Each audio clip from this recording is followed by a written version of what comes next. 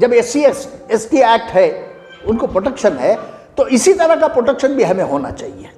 अगर इसके बगैर जो है ना हमारे लिए मुश्किलात पैदा होने की आगे बहुत चांसेस हैं। मैं सरकार से आजिज़ाना गुजारिश करता हूँ कि मेरी इस बात पर गौर करें और हमारी भी प्रोटेक्शन के लिए एक एक्ट बनाए, एक एक्ट एनैक्ट करे, कर्नाटक से शुरू करे। आजकल हमारे मुसलमान लड़कों के खिलाफ बहुत सारी साजिशें हो रही हैं। हर जगह मुसलमानों को सताया जा रहा है। हम समझते थे कि कांग्रेस की सरकार आने के बाद हमें थोड़ा बहुत सांस लेने का मौका मिल जाएगा और हमारी परेशानियां कम हो जाएंगी, लेकिन ऐसा नहीं लग रहा है। और जहाँ तक मैं समझ रहा हूँ, सरकार भी जो है ना सीरियस नहीं है। हर जगह मुसलमानों पर जुल्म हो रहा है।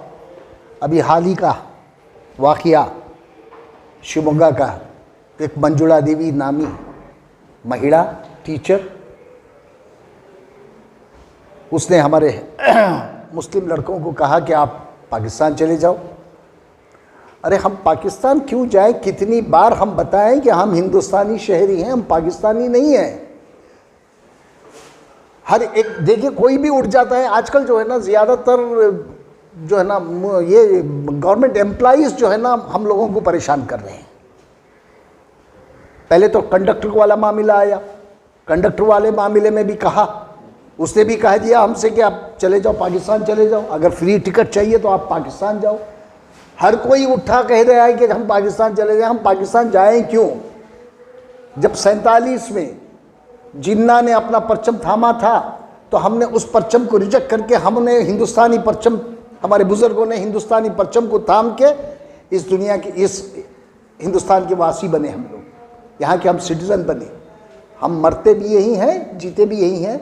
और हमारे ताल्लुक़ से किसी को भी जो है ना शक व शोबा होना नहीं चाहिए, क्योंकि सबसे ज़्यादा हम लोगों ने इस देश के लिए क़ुरबानी दी है। वो कई बार मैं कह चुका हूँ और कई बार आपके माध्यम से ये चीज़ें आ भी गई हैं, और बार बार मुझे ये कहना भी अच्छा नहीं लगता, क्योंकि जताने के बराबर हो जाता है, इसलिए मैं इस चीज़ को जताना नहीं चाहता। लेकिन सबसे ज़्यादा क़ुरबानियाँ अगर इस देश की आज़ादी के लिए है तो वो मुसलमानों की हैं, और फिर भी हमसे कह दिया जाता है कि तुम पाकिस्तान चले जाओ। अरे एक टीचर को इतनी ये किसने, इतना पावर, इतना ये किसने दे दिया कि वो हमारे लड़कों को ये कह दे कि तुम पाकिस्तान चले जाओ? हुकूमत कर क्या रही है?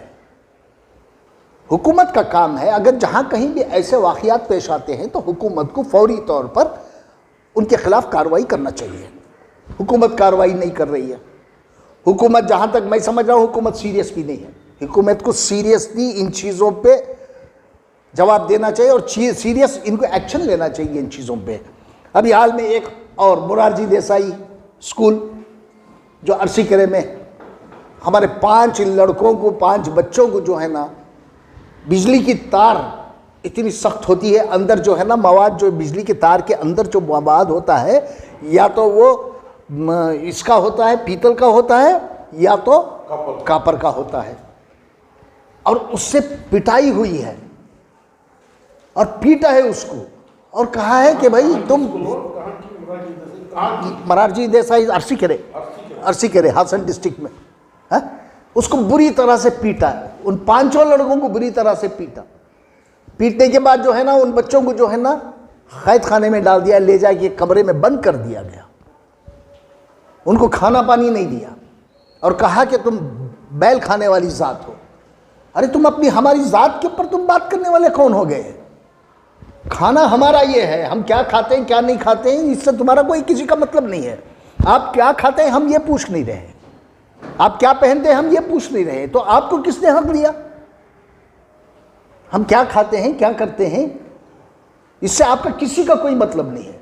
इस देश में जो है ना, हमारे कॉन्स्टिट्यूशन में हम तमाम को, तमाम फ़िरक़ों को, तमाम कौमों को इस बात की इजाज़त है कि वो खाना पीना रहना सहना सब अपनी तरह से कर सकते हैं, और हमारे ऊपर तुम क्यों हावी क्यों हो रहे हो? अच्छा, इसने इतना मार दिया, इतना पीट दिया उन बच्चों को जख्मी कर दिया, बावजूद उसके उस पर कोई कार्रवाई नहीं हुई अब तक।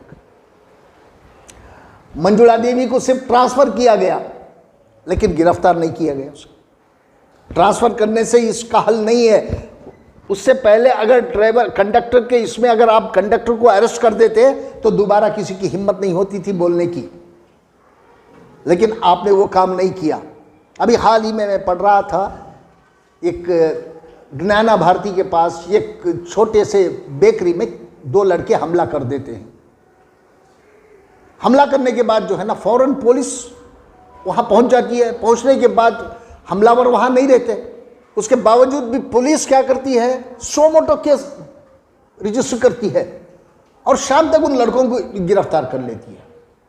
जब मुसलमानों के साथ ये हो रहा है तो ना पुलिस कोई कार्रवाई कर रही है, ना सरकार कोई कार्रवाई कर रही है। हमारी हालत देखिए आज क्या हो गई है। जिस कौम ने इस सरकार को बनाने में सबसे ज्यादा मदद की, 90% वोट, ये मेरा कहना नहीं है, सिद्धरामैया जी का कहना है, ये मेरा कहना नहीं है, DK शिव कुमार जी का कहना है कि 90% मुसलमानों ने हमें वोट दिया है, इसकी वजह हमारी सरकार बनी। तो मुसलमानों को क्या दे रहे हैं आप? क्यों परेशानी में मुब्तला कर रहे हैं मुसलमानों को? जो परेशान कर रहे हैं उनके खिलाफ क्यों कार्रवाई नहीं हो रही है? अगर आप उस टाइम पे कंडक्टर के इसमें जब हमने डिमांड किया था और हमने कहा था कि उसको जो है ना गुंडा एक्ट में गिरफ्तार करो, ताकि आगे आने वाले ऐसे कहने वालों को जो है ना, इस तरह का रवैया करने वालों के जो है ना वो सोचेंगे, 1 से 10 बार सोच के काम करेंगे, ऐसा नहीं करेंगे। इसलिए उसकी गिरफ्तारी की हमने मांग की थी, उसको गिरफ्तार नहीं किया, सिर्फ उसको सस्पेंड किया। सस्पेंड करने से यहाँ मसले का हल नहीं निकल रहा है। अब मंजुला देवी को क्यों नहीं सस्पेंड किया, खाली सस्पेंड किया, उसको गिरफ्तार क्यों नहीं किया?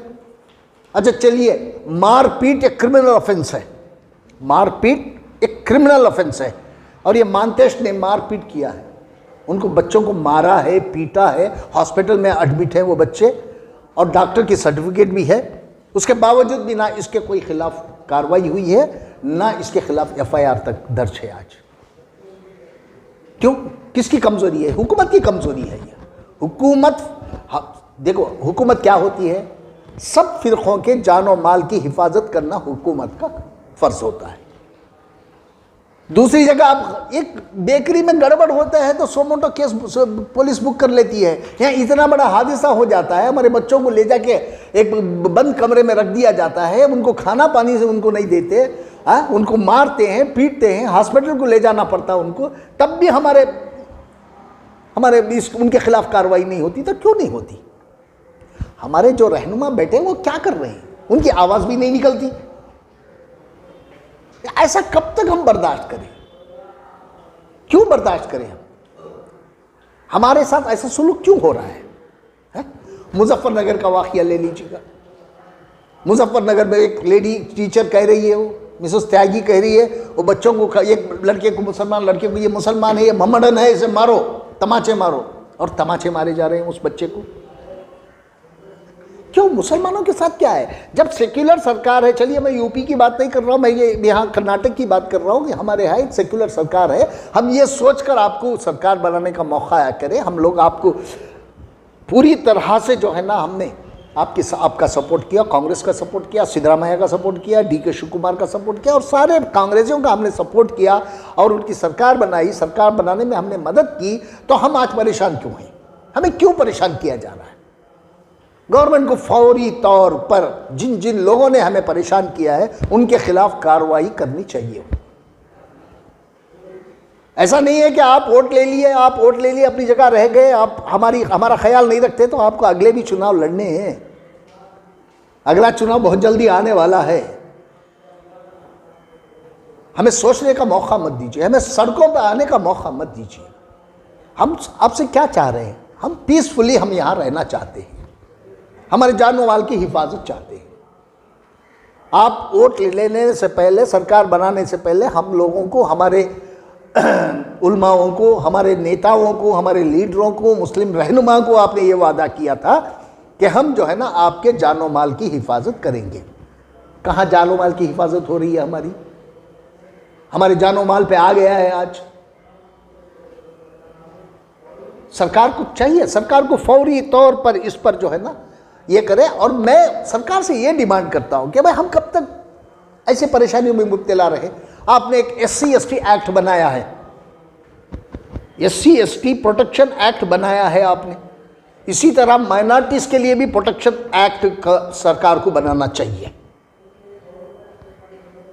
हम हिंदुस्तानी हैं, कोई पाकिस्तानी नहीं है। यहां हमारी हिफाजत की जिम्मेदारी भी आप पे है। कर्नाटक से शुरू हो, ये कर्नाटक की असेंबली में एक्ट लाइएगा, एक एक्ट बनाइए हमारे प्रोटेक्शन के लिए। मैं सिर्फ मुसलमानों की प्रोटेक्शन की बात नहीं कर रहा हूं, मैं माइनॉरिटीज के प्रोटेक्शन की बात कर रहा हूं। इसमें 7 कम्युनिटीज आते हैं, सबके प्रोटेक्शन की बात कर रहा हूं मैं। जब SC/ST एक्ट है, उनको प्रोटेक्शन है, तो इसी तरह का प्रोटेक्शन भी हमें होना चाहिए। अगर इसके बगैर जो है ना हमारे लिए मुश्किलात पैदा होने की आगे बहुत चांसेस हैं। मैं सरकार से आजिज़ाना गुजारिश करता हूं कि मेरी इस बात पर गौर करें और हमारी भी प्रोटेक्शन के लिए एक एक्ट बनाए, एक एक्ट एनैक्ट करे, कर्नाटक से शुरू करे, ताकि दूसरे सेक्युलर गवर्नमेंटें भी जो है ना आपको देखकर उसे कॉपी करें और वहाँ भी दूसरी जगह भी जो है ना हमारे लिए एक एक्ट बने, हमारे हिफाजत के लिए एक एक्ट बने है। तो हम भी इस देश के वासी हैं, हमें भी प्रोटेक्शन चाहिए। हर कोई उठ के कह देता है कि पाकिस्तान जाओ, पाकिस्तान जाओ। कब तक हम सुनते रहेंगे, कब तक हम बर्दाश्त करेंगे? हाँ, हम मानते हैं कि भाई मुसलमानों में बर्दाश्त की क़ुव्वत है, सब्र करता है मुसलमान। सब्र का मतलब ये नहीं है कि हम सुनते ही रह जाएंगे, अब खामोशी से हम सह लेंगे, नहीं। जब तक सुनना है सुनेंगे, जब तक सहना है सहेंगे, उसके बाद जो करना है वो करेंगे ही। और कांग्रेस के कई लोगों ने अभी कुछ दिनों पहले कहा कि भाई भाई कांग्रेस, मुसलमान कांग्रेस को छोड़ के कहाँ जाएगा, उसके पास क्या ऑप्शन है। ये इनकी बेवकूफ़ी है, इस तरह से सोचते हैं तो ये इनकी बेवकूफ़ी है। हमारे पास ऑप्शन हैं। हम बीजेपी को वोट नहीं देंगे, ये मैं मानता हूँ। हम दूसरी रीजनल पार्टीज़ को वोट नहीं देंगे, ये भी मैं मानता हूँ। लेकिन हम घर में भी बैठ सकते हैं बिना वोट दिए के। हम नोटा का भी इस्तेमाल कर सकते हैं। अगर हमारी जान पे आ गई बात तो हम कुछ भी कर सकते हैं। हमारे में, मुसलमानों में सरकारें बनाने की भी ताकत है और गिराने की भी ताकत है, क्योंकि हम डिसाइडिंग फैक्टर हैं आज। और ऐसा मत सोचिएगा, जो आपने वादे किए हैं वो वादे को पूरा करिएगा बस। हम उससे ज़्यादा हम कुछ नहीं मांगेंगे। जो वादे आपने किए थे उसको पूरा करिएगा। हमारी जानों माल की हिफाजत का आपने वादा किया था, आप उसको पूरा करिएगा। ये जो लोग हमारे खिलाफ उठ रहे हैं उनको जो है ना उसको ख़त्म करना ये सरकार का काम है। हम करने जाते हैं तो लोग कहते हैं कि भाई ला अपने हाथों में ले रहे हैं, कानून अपने हाथों में ले रहे हैं। हम कानून को अपने हाथों में लेना नहीं चाहते। कानून की पामाली करते हैं हम लोग, कानून के साथ जीते हैं, कानून को मानते हैं। लेकिन अगर कोई और हमारे ऊपर ज़बरदस्ती कर रहा है, हमें कोई सता रहा है, तो हम कब तक खामोश बैठेंगे? इसलिए ये सिर्फ सरकार की जिम्मेदारी है।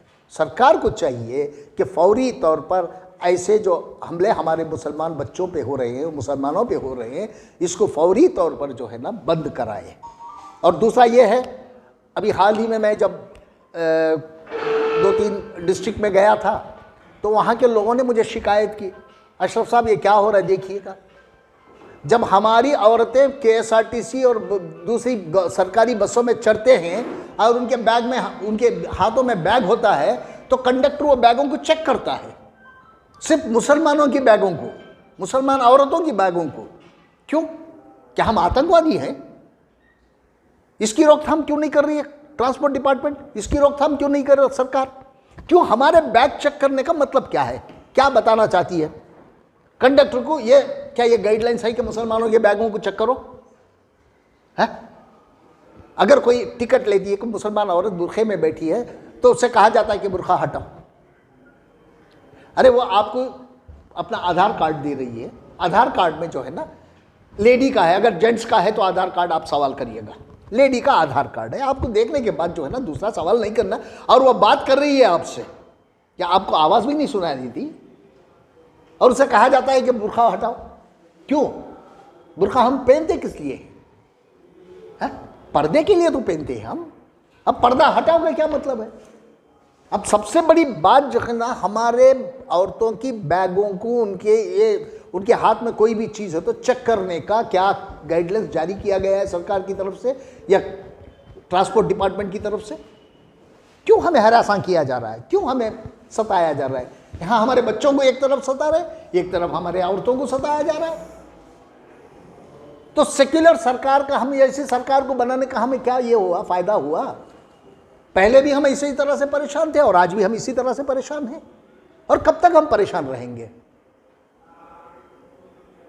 इस चीज की फौरी तौर पर ट्रांसपोर्ट डिपार्टमेंट से मेरी अपील है कि फौरी तौर पर अपने कंडक्टर्स को, अपने ड्राइवर्स को ये इंस्ट्रक्शन भेजा जाए कि खामखा जो है ना, मुस्लिम औरतों के बैग्स वगैरह को चेक ना किया जाए। जब आते हैं तो बैग चेक करते हैं तो दूसरे पैसेंजर जो बस में बैठे रहते हैं, सबकी नजरें इन पे होती हैं। क्यों चेक किया जा रहा है इनको? अरे भाई, अगर आपको चेक ही करना है तो सारे लोगों को चेक करिएगा, हमारा कोई ये नहीं है। वहां सिर्फ मुसलमानों को टारगेट करके चेक करने का मतलब क्या है? ऐसी कोई शिकायत आई? हम, मुझे तो कई शिकायतें आई हैं, मुझे, मेरे पास तो, अब मैं लिख भी रहा हूं उसको। नहीं, चेक करने का सिर्फ किसी एक जिले में है या पूरी रियासत में? मैं दो तीन जिले में गया तो मुझे वहाँ 2-3 जिले में मुझे बताया गया कि इस तरह के हादसे हो रहे हैं, इस तरह से ये कर रहे हैं।